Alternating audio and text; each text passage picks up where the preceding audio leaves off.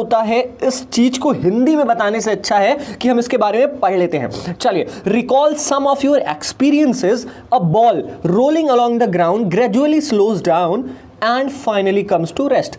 आप किसी भी बॉल को, क्रिकेट बॉल को, फुटबॉल को मारते हुए एक बार, तो ग्राउंड में बहुत देर तक वो रोल करने के बाद कुछ देर बाद वो रुक जाता है। ठीक है, when we stop pedaling a bicycle it gradually slows down and finally comes to a stop। Cycle की भी अगर हम बात कर लें, जब हम उस पर पैडल नहीं मारते हैं तो कुछ देर बाद साइकिल रुक जाती है। अ कार और ए स्कूटर, एक कार ही ले लो या स्कूटर ले लो, वो भी रुक जाती है जब उसका इंजन बंद हो जाता है। Similarly a boat comes to rest if we stop rowing it. और इसी तरीके से नाव हो गया, नाव भी रुक जाता है अगर हम उसको रो करना, नाव को खेना अगर हम बंद कर देते हैं तो नाव भी रुक जाता है। क्या तुम कुछ और एग्जाम्पल ले सकते हो? चलिए, तो इन सारे एग्जाम्पल से हमने फ्रिक्शन के बारे में क्या पढ़ा, हम थोड़ा सा आपको शॉर्टकट तरीके से ले चलेंगे, लेकिन कोई भी पॉइंट नहीं छूटेगा, ये मेरा प्रॉमिस है आपसे। तो हाईलाइटेड पॉइंट हम पढ़ते हैं,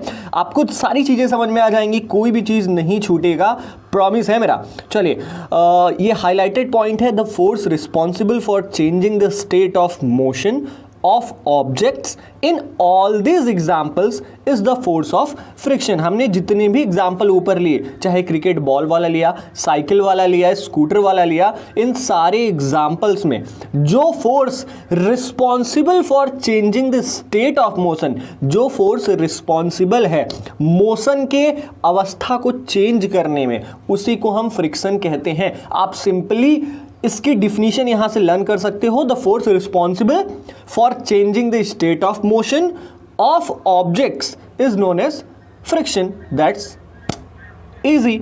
चलो, it is the force of friction between the surface of the ball and the ground that brings the moving ball to rest. जब बॉल वाला एग्जांपल हम लेते हैं तो बॉल और ग्राउंड के बीच में कौन सा फोर्स लग रहा है? Force of friction. फ्रिक्शन का फोर्स लग रहा है जिसकी वजह से बॉल आखिरकार रुक जाती है। Similarly friction between water and the boat brings it to a stop once you stop rowing. और इसी तरीके से पानी और नाव के बीच में भी फ्रिक्शन का बल लगता है, फ्रिक्शन का फोर्स लगता है, जिसकी वजह से अगर हम नाव को खेना बंद कर दे, नाव को रो करना बंद कर दे, तो नाव कुछ देर तक चलने के बाद रुक जाएगी। The force of friction always acts on all the moving objects. कुछ इंपॉर्टेंट है यहां पर फ्रिक्शन के बारे में कि जो फोर्स ऑफ फ्रिक्शन है ना, वो सभी मूविंग ऑब्जेक्ट, सभी चलती हुई चीजों पर अप्लाई होता है and its direction is always opposite to the direction of motion. और ये जो फ्रिक्शन का जो फोर्स होता है वो कहां पर लगता है, किस डायरेक्शन में लगता है? जिस डायरेक्शन में हमारी गाड़ी चल रही है। फॉर एग्जाम्पल, हम साइकिल सामने से चला रहे हैं तो फ्रिक्शन कहां से लगेगा? उसको पीछे खींचने की कोशिश करेगा फ्रिक्शन उसको रोकने की कोशिश करेगा। Since the force of friction arises due to contact between surfaces. और चूंकि ये जो फोर्स ऑफ फ्रिक्शन है ये दो ऑब्जेक्ट्स के कांटेक्ट में आने की वजह से हो रहा है कि नहीं, it is also an example of contact force. और इसीलिए इसका ये कॉन्टैक्ट फोर्स का एक उदाहरण है। You will learn more about this force in chapter 12। तुम इस बल के बारे में, इस फ्रिक्शन फोर्स के बारे में चैप्टर नंबर 12 में और भी अच्छे से पढ़ोगे। You may be wondering whether it is essential for the agent applying a force on an object to be always in contact with it. क्या तुम ये सोच रहे हो कि हमेशा हमें फोर्स लगाने के लिए कॉन्टैक्ट में ही रहना पड़ेगा क्या? क्योंकि तुमने मस्कुलर फोर्स भी देखा, वहां पर भी कॉन्टैक्ट में रहकर हम फोर्स लगा रहे हैं। तुमने फ्रिक्शनल फोर्स भी देखा, वहां पर भी हम कांटेक्ट में रह के फोर्स लगा रहे हैं। तो चलिए पता करते हैं कि क्या केवल कांटेक्ट से ही फोर्सेस लग सकते हैं क्या? जी नहीं। हमारा नेक्स्ट पॉइंट आता है नॉन कांटेक्ट फोर्सेस, ऐसे फोर्सेस जिसको हम बिना कांटेक्ट में आए लगा सकते हैं। फॉर एग्जांपल, पहला है हमारा इसमें मैग्नेटिक फोर्स, मतलब चुंबकीय शक्ति। अब इस पूरी एक्टिविटी को पढ़ने की जरूरत नहीं है, बहुत सिंपल सी एक्टिविटी है, ध्यान से फिगर देखो, मैं बता दे रहा हूं यहां पर क्या है। यहां पर इसने 4 मैग्नेट लिए हैं, ठीक है। 2 मैग्नेट को क्या कर दिया, ऐसे ही पेंसिल पे 2 ही मैग्नेट लो, 4 की जरूरत नहीं है, 2 लो, उसको क्या करो 3 पेंसिल नीचे रख दो और 1 मैग्नेट उसके ऊपर रख दो और एक मैग्नेट तुम अपने हाथ में ले लो, जैसे भाई साहब ने यहां पर लिया हुआ है। अब क्या करो तुम, आपको पता है मैग्नेट में दो पोल्स होते हैं, नॉर्थ पोल और साउथ पोल। एक बार क्या करो आप, नॉर्थ पोल और नॉर्थ पोल दोनों को सामने ले आओ। जैसे पहले केस में रेड रेड, नॉर्थ पोल को सामने ले आया है, यहां पर क्या होगा, रिपेल होगा कि नहीं आप जानते हो। चुंबक हमारा रिपेलिंग करता है, रिपेलिंग मतलब झटके से हट जाता है, ठीक है, अगर लाइक पोल्स को हम एक पास लेके आते हैं तो। दूसरे फिगर में क्या होता है, यहां पर बिना टच किए ही ये जो दूसरा मैग्नेट है वो इस सामने वाले मैग्नेट को चुंबक के इफेक्ट की वजह से खींच लेगा अपनी तरफ। तो यहां पर कुछ कांटेक्ट तो हुआ नहीं ना, तो इसको कहते हैं हम नॉन कांटेक्ट फोर्सेस। इसमें फोर्स हमें लगाने के लिए कांटेक्ट करने की जरूरत नहीं है, चुंबक तो अपने आप खींच लेता है कि नहीं। चलो आगे देख लेते हैं हम। यहां पर कुछ इंपॉर्टेंट पॉइंट्स लिखे गए हैं, हम केवल वही पढ़ेंगे जो आपके लिए बहुत ज्यादा इंपॉर्टेंट है और जो कुछ मतलब रखते हैं। तो अंडरलाइन पॉइंट देखिए, कहा गया है कि like poles of two magnets repel each other and unlike poles attract each other. जैसा कि मैंने आपको अभी बताया कि अगर लाइक पोल्स है, लाइक पोल्स मतलब अगर नॉर्थ पोल और नॉर्थ पोल को सामने लाया जाए तो यहां पर रिपेलिंग होती है, झटका देते हैं, ठीक है। लेकिन वहीं पर अगर अनलाइक पोल्स को सामने लाया जाए, नॉर्थ पोल साउथ पोल को, तो वो क्या करेंगे, अट्रैक्ट कर लेंगे, ठीक है। आगे देख लेते हैं, अट्रैक्शन और repulsion between two objects can also be seen as another form of pull और पुश। इस अट्रैक्शन, इस चुंबकीय अट्रैक्शन को और रिपल्सन को हम पुश और पुल भी कह सकते हैं। Do you have to bring the magnets in contact for observing the force between them. यहां पर आपसे क्वेश्चन पूछ रहा है, क्या आपको मैग्नेट में फोर्स को देखने के लिए दोनों को कांटेक्ट में लाना पड़ा क्या? अरे नहीं ना भाई, आप दूर से ही तो मैग्नेट को मैग्नेट के पास ला रहे थे, चिपक जा रहा था, रिपेल कर रहा था। तो इसी के लिए a magnet can exert a force on another magnet without being in contact with it. एक मैग्नेट दूसरे चुंबक पर, एक चुंबक दूसरे चुंबक पर फोर्स अप्लाई कर सकता है बिना कांटेक्ट में आए।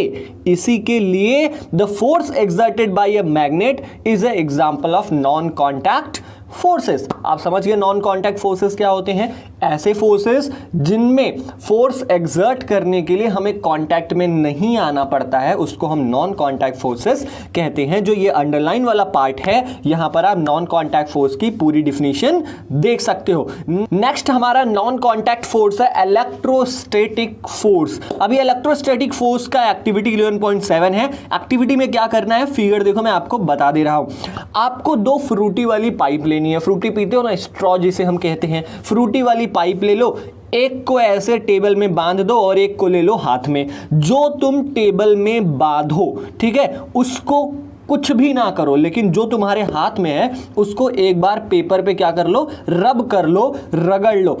तुम देखोगे कि जब तुम दूसरे पाइप के पास पहली वाली पाइप ले जाओगे ना, तो दूसरी पाइप तुम्हारी पहली वाली पाइप की तरफ अट्रैक्ट हो जाएगी। ये हम बचपन में किया करते थे ना, पेंसिल को बाल में रगड़ लिया करते थे, फिर पेपर के टुकड़े को उठाने की कोशिश किया करते थे। तो इसी को हम इलेक्ट्रोस्टैटिक फोर्स कहते हैं।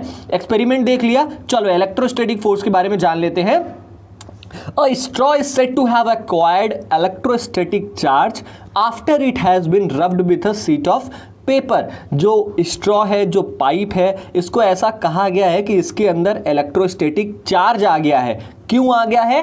After it has been rubbed with a sheet of paper. जब इसे पेपर के एक टुकड़े से रगड़ा गया तो ऐसा कहा जा रहा है कि इसके अंदर इलेक्ट्रोस्टैटिक चार्ज आ गया। सच अ स्ट्रॉ, और एक ऐसा चार्ज्ड जो स्ट्रॉ होता है वो एग्जाम्पल है चार्ज्ड बॉडी का। चार्ज्ड बॉडी समझ रहे हो ना, जिसके अंदर कुछ आयंस होते हैं, जिसके अंदर कुछ चार्ज रहता है। चार्ज नहीं रहता तो ये अट्रैक्ट नहीं करते ना एक दूसरे को, तो यहां पर चार्ज है, इसलिए हम इसको क्या कहेंगे, चार्ज्ड बॉडी कहेंगे। The force exerted by a charged body on another charged और uncharged body is known as electrostatic force. ऐसा फोर्स जो एक चार्ज्ड बॉडी दूसरे चार्ज्ड बॉडी की तरफ अप्लाई करता है या दूसरे अनचार्ज्ड बॉडी की तरफ अप्लाई करता है, उसको हम इलेक्ट्रोस्टैटिक फोर्स कहते हैं। This force comes into play even when the bodies are not in contact.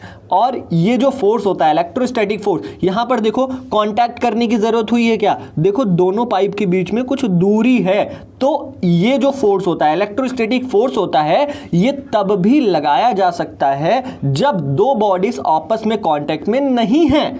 ठीक है, इसी के लिए the electrostatic force therefore is another example of non contact force. और इसी के लिए हम कह सकते हैं कि जो इलेक्ट्रोस्टैटिक फोर्स है वो एक नॉन कांटेक्ट फोर्स का एग्जांपल है। अब आप समझ चुके होंगे ना कि फोर्स लगाने के लिए जरूरी नहीं है कि हम किसी बॉडी के कांटेक्ट में ही आए, हम कांटेक्ट में नहीं भी होंगे तब भी फोर्स लग जाएगा। ग्रेविटेशनल फोर्स, ग्रेविटेशनल फोर्स मतलब धरती का बल, जिसको हम क्या कहते हैं, गुरुत्वाकर्षण। हिंदी में बहुत अजीबोगरीब सा नाम है, चलिए इसके बारे में पढ़ते हैं। जो अर्थ फोर्स अप्लाई करता है ना हमारे ऊपर, उसी को हम ग्रेविटेशनल फोर्स कहते हैं। चलो कुछ एग्जांपल से देख लेते हैं कि you know that a coin और a pen falls to the ground when it slips off your hand. अगर कभी तुम 2 रुपए का सिक्का, 5 रुपए का सिक्का, कोई भी कॉइन ले लो अपने हाथ में, और अगर तुम्हारे हाथ से वो कॉइन छूट जाता है तो वो जमीन पे जाके गिर जाता है।